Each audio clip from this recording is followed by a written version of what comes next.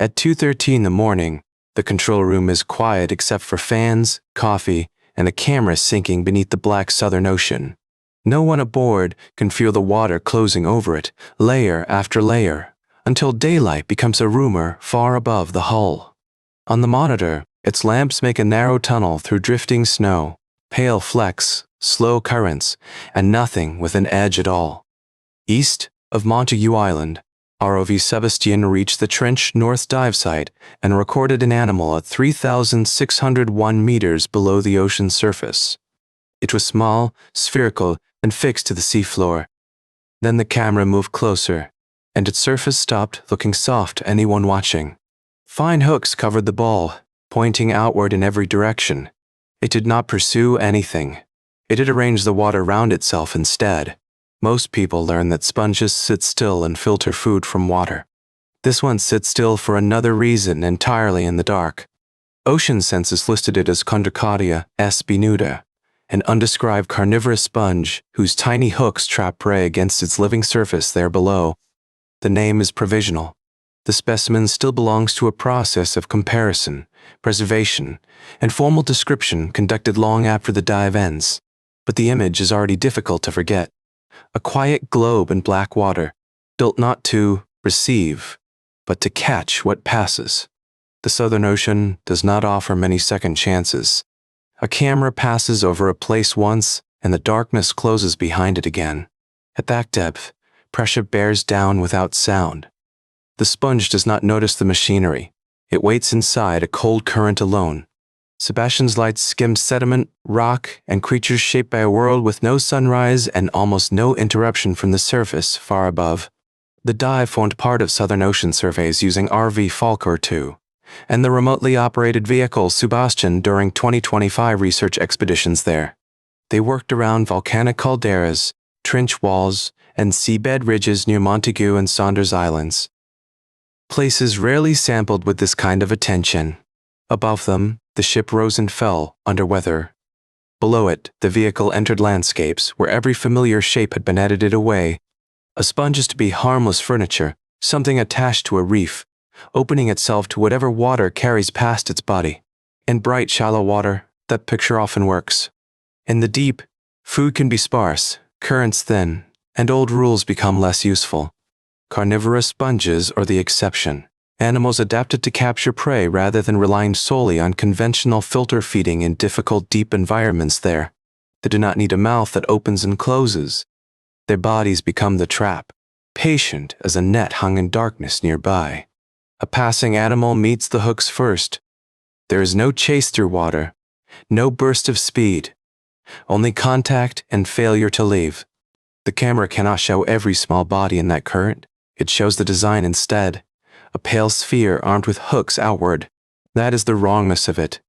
Nothing moves until something else does, and the still animal has already prepared its answer in silence.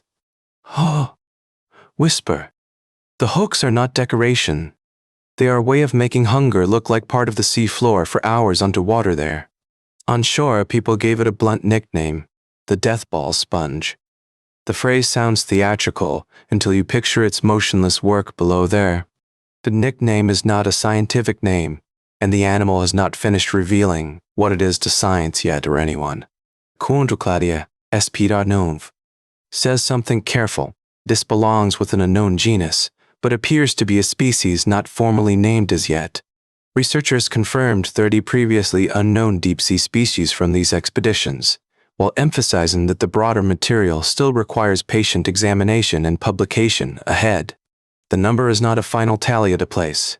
It is a door left open in one of Earth's least examined regions. Nearly 2,000 specimens came up from the cruises, collected across 14 animal groups, each one carried from pressure into careful human hands. Alongside them came thousands of high-definition images and hours of video, records made before collection could disturb the places being studied below there. A specimen jar can preserve a body. Video preserves posture, neighborhood, and distance, what stood nearby, what drifted past, what the light changed. Those records matter here, because the floor east of Montague Island was not a place people had simply walked through before by hand. No human body has visited that depth. The vehicle arrived as a small borrowed pair of eyes attached to a cable far above. Every turn of its camera had to be chosen from the surface, with distance, delay, and a great deal of darkness between them. That distance gives the footage an odd tenderness. The machine looks closely, but it never touches the animal with a living hand itself. In August, taxonomists gathered in Punta Arenas, Chile, to compare expedition material, photographs, and notes collected from the Southern Ocean far south there. They sorted differences that a camera cannot settle alone: skeletal forms, tissues, relatives, and the small marks that separate one species from another. Some discoveries begin with a flash of recognition. Others begin with long tables, cold specimens, and people refusing easy answers for years. By the announcement, fewer than 30% of the expedition samples had been assessed. Most of what came up was still waiting nearby. That means the hook-covered sponge is not a closing image. It is one illuminated point in a collection still dark around its edges. Somewhere in drawers and trays, other animals wait beneath preservative, their names unfinished, their relationships not yet set in place by anyone anywhere. The Southern Ocean remains profoundly undersampled. That is not an empty slogan. It is a practical limit on what anyone can claim today. Maps can make the world look finished. A colored patch of sea suggests borders, roots, certainty. Underneath, whole neighborhoods remain unseen for now. Whisper, less than a third had been assessed. The rest remained in silence, carrying evidence of lives no camera had found or named yet. That fraction changes the meaning of 30. It is not merely a list of new species. It is a measure of remaining dark.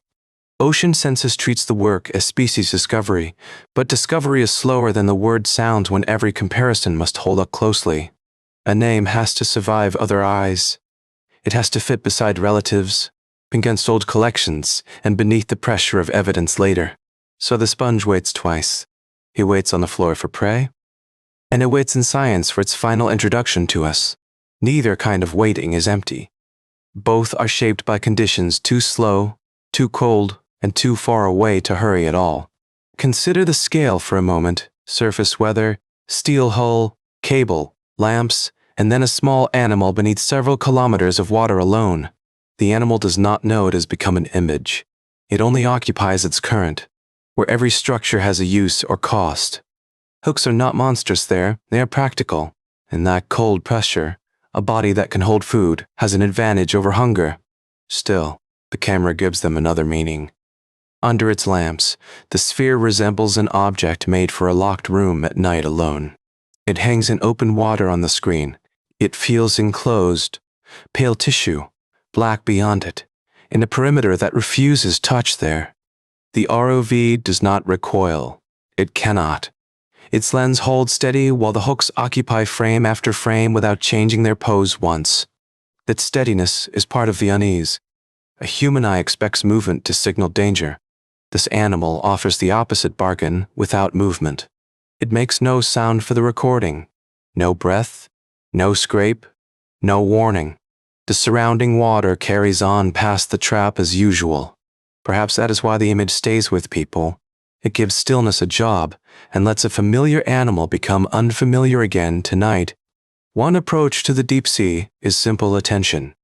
Learn its names slowly, and resist treating unvisited ground as vacant ground for us. Support for museums, collections, and research vessels may help keep such evidence available, especially when the original place remains beyond human reach today. Remember that collecting is not the same as finishing. Each carefully preserved sample can ask another question after the ship has gone home. Whisper. The camera saw one sphere. The expedition brought back thousands of pieces from a world that still refuses quick conclusions from anyone above. The sponge is one of those pieces. A body without a face, wrapped in hooks, waiting where no human hand has touched bottom. Far above, the ship eventually turns north. Its wake closes behind it. The trench keeps its temperature, pressure, and private current unchanged below. The vehicle rises to bands of water it cannot feel. Its lamps fade from usefulness long before it reaches the sky again above. Back in the edit suite, somebody saves the footage. A small act. A file kept against the chance of forgetting what waited below. Later, it will be studied under clean light. But first it exists as a pale ball in black water, alone and waiting. It does not need to cross the trench. It does not need to hunt through it. The trench brings the world to it. At 3,601 meters, its hooks remain turned outward, each one waiting for the smallest mistake in the passing dark water around its body. Maybe the final fact is not that it feeds. Maybe it is that, so far down, waiting can be enough to survive there. If this descent stayed with you, like and subscribe to Night Shift Stories. There are more quiet rooms in the world, and more things waiting inside. Tonight, beneath the Southern Ocean, the camera has gone dark. Below its last frame, the spherical sponge waits still there,